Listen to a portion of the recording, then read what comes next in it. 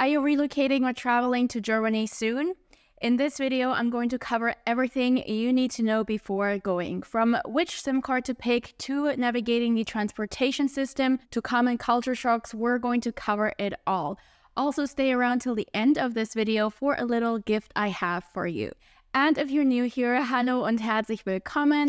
My name is Salome. I'm a German teacher from Frankfurt, and on this channel, I teach high standard German to professionals and expats who have relocated or want to relocate to Germany, Switzerland, or Austria. I publish weekly lessons about practical German to help you navigate daily life smoothly. So if this is what you're looking for, then subscribe if you haven't already. I promise you won't regret it. All right, we have a lot to cover today, so without further ado, let's dive in. Los geht's. Let's start with money. In Germany, people still love their cash. The country's official currency is the euro, and cash is king when it comes to everyday transactions. Even though contactless payment options have massively increased in the recent years, there are still many cafes, bakeries, or local stores that prefer using physical money over electronic payments. That's something I also need to remind myself of when coming back from traveling and being used to the convenience of using your credit card for everything in other countries. So in case you aren't sure whether you can pay with card or not, you can ask, kann ich hier mit Karte bezahlen? Kann ich hier mit Karte bezahlen? Germany has ATMs all over the place, making it very easy to withdraw cash whenever needed.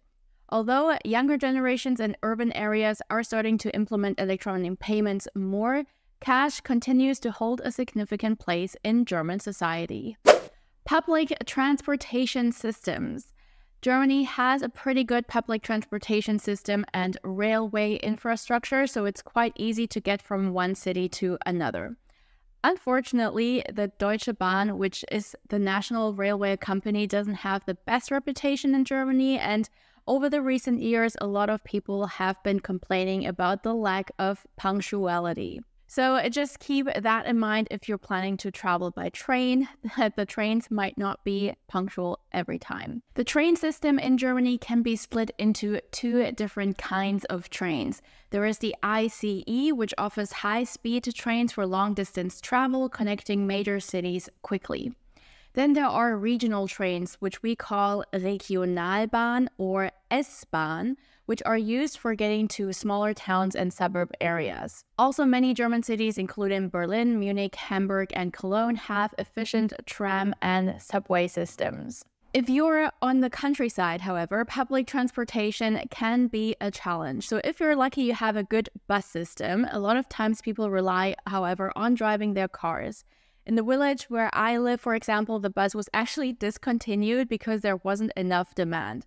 So now the only option is a so-called Rufbus, so you'll need to call them in advance and order them to your local bus stop, or you need to drive the car by yourself. Talking about staying connected, let's also talk about SIM cards. The top 3 network providers in Germany are Telekom, Vodafone, and O2. All 3 of them offer prepaid SIM card options, which you can get at any supermarket, so it's pretty convenient. If you're looking for a budget-friendly option, there's also Aldi Talk and Lidl Connect. The only downside is that you can only buy these SIM cards in the equivalent supermarkets. So for Aldi Talk, you'll need to go to the Aldi supermarket to get the SIM card. The top-up process can be then done through the app. However, you need to keep in mind that if you want to top up, you can only either connect the app to your bank account, or you need to get a coupon at the supermarket and then upload the coupon code to the app. As for now, there is no option to pay with a credit card through the app. Also, when buying a SIM card in Germany, you need to register with your ID, and the providers will often ask for a video call to confirm your details. Something to be aware of because you'll need internet connection in order to do so, and oftentimes you might not have internet if the SIM card isn't working yet. So make sure you can connect to Wi-Fi in order to activate your SIM card properly, and then you're all set to go.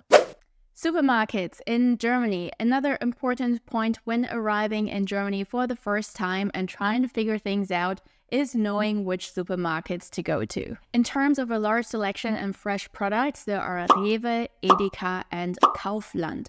They have pretty much everything, but might be a little bit pricier. As for discounters, there is Aldi, Lidl, Netto, and Penny. My personal favorites are Rewe because of their selection and Aldi. They have a good selection of fresh pastries, which is perfect if you need to grab a quick snack. When speaking about different stores or shopping in general, you'll also need to be aware of the opening hours in Germany. In a lot of suburb areas or smaller towns, the supermarkets close at 8 p.m. or 8:30 p.m., sometimes 9 p.m. on weekdays.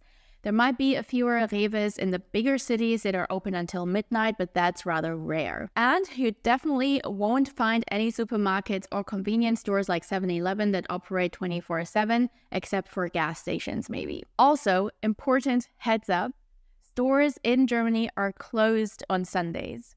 This is something that even I tend to forget when coming back from overseas. In Asia, for example, in most countries, you can go shopping pretty much every day and around the clock, and it's very convenient. So I get used to it pretty quickly, and when I come back to Germany, I need to remind myself of the opening hours of stores and that on Sundays, everything is closed. Signages in Germany. Signages in Germany are primarily in German, except for places like at the airport. English translations may be also available in tourist-heavy areas or big cities, but in general, it's advisable to familiarize yourself with basic German phrases. And even though I'm not a big fan of Google Translate, in this case, you can also use the camera option of Google Translate. Your smartphone camera recognizes the words and the app translates it, which is pretty convenient. It's just most of the time, if you use it for other things, not as accurate. But in case of signages, it definitely does the job. Pfandflaschensystem. When traveling to Germany, you'll also need to know about the Pfandflaschensystem.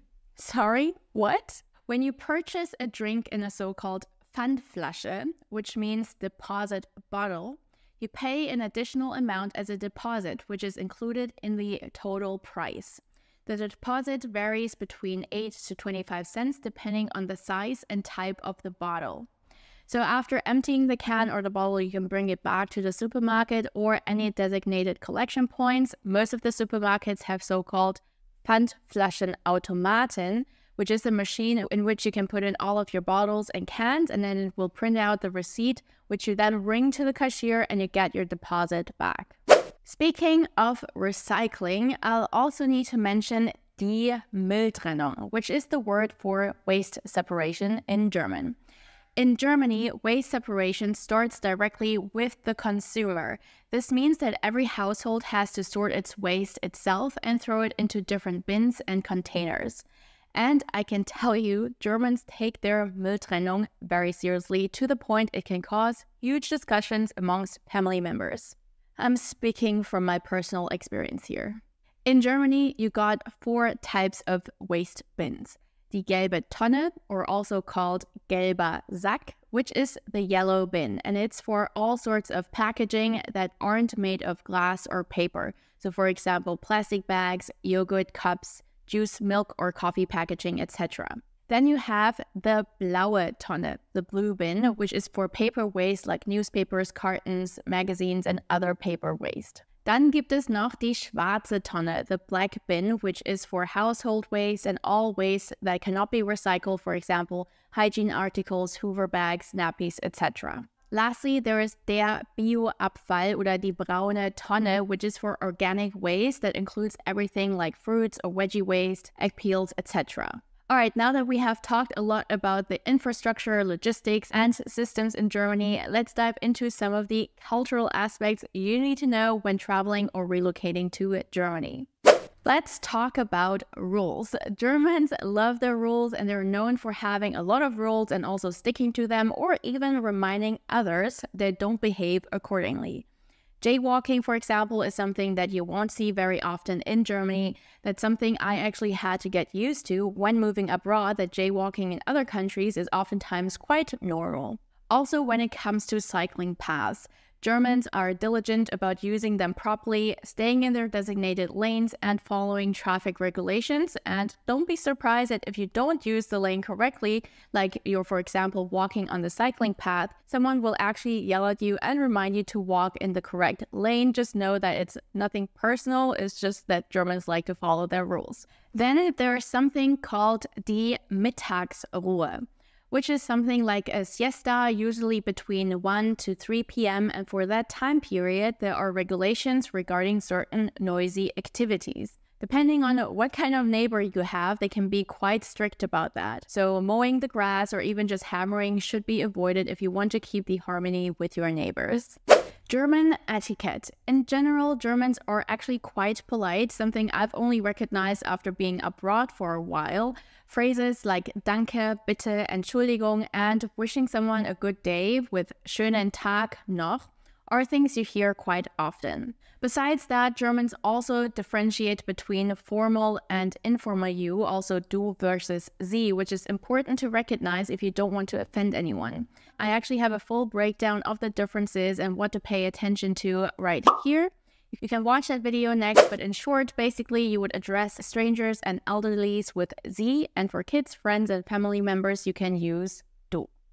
Greeting someone. In Germany, greetings vary depending on the context and the relationship between individuals. When it comes to greetings with acquaintances, colleagues, or people you meet for the first time, a firm handshake is the most common and widely accepted form of greeting. It is also common to make direct eye contact during the handshake and offer a polite greeting such as Guten Tag or Hallo. That's also something I had to get used to when living in Asia, that it's not that common, and for some reason, most colleagues or acquaintances back then gave me a rather soft handshake, and it felt more like a dead fish in your hand. So in general, Germans do appreciate a firm handshake because it comes across as genuine, upfront, and if you don't have anything to hide. When it comes to close friends and family members, hugs are pretty common. However, hugging is typically reserved for people who you have a very close relationship with. It is not common to greet someone with a hug upon the first meeting or in a formal situation. Let's also talk about punctuality. Germans are known for their punctuality, and even though it doesn't apply for everyone, of course, because it's a stereotype, punctuality in general is highly valued and considered an important cultural trait. Germans place great emphasis on being on time for appointments, meetings, and social engagements. Being punctual is seen as a sign of respect, reliability, and professionalism. In Germany, it is actually common to arrive a few minutes early for a scheduled appointment. Whether it's a business meeting or a social gathering, Germans strive to be punctual and expect others to do the same. Being late without a valid reason is generally frowned upon and can be perceived as disrespectful or unprofessional. Side note here though, punctuality doesn't apply for the German train system as mentioned before, which is why most Germans are so pissed about the train being late all the time. Small talk in German. In general, Germans are not a big fan of small talk, and it's definitely not common to simply approach someone in the store or something and ask about how their day is going. If anything, people have small talks with their neighbors or colleagues about things like the weather, football, weekend activities, or holidays. It's also not common at all to ask about their family life, religion, or politics. If you want to learn more about how to make small talk in German, then definitely check out this video right here where I have all of the common topics laid out. Tipping. The tipping culture in Germany is also somewhat different from countries where tipping is more widespread.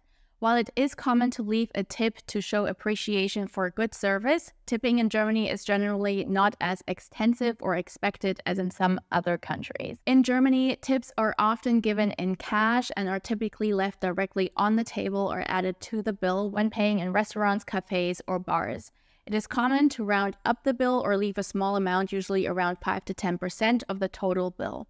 So for example, if the bill is 18 euros, one might leave 20 euros. Alright, I hope you have found this helpful. If so, please leave a like and also let me know in the comments below which parts of the German culture are different or similar to your home country. I'm curious to know. In next week's lesson, I'm going to walk you through easy but important phrases that you need to navigate your way around in Germany. So if you don't want to miss that, then make sure to subscribe and hit the notification bell. Das ist alles für heute. Vielen Dank fürs Zuschauen und bis zum nächsten Mal. Tschüss!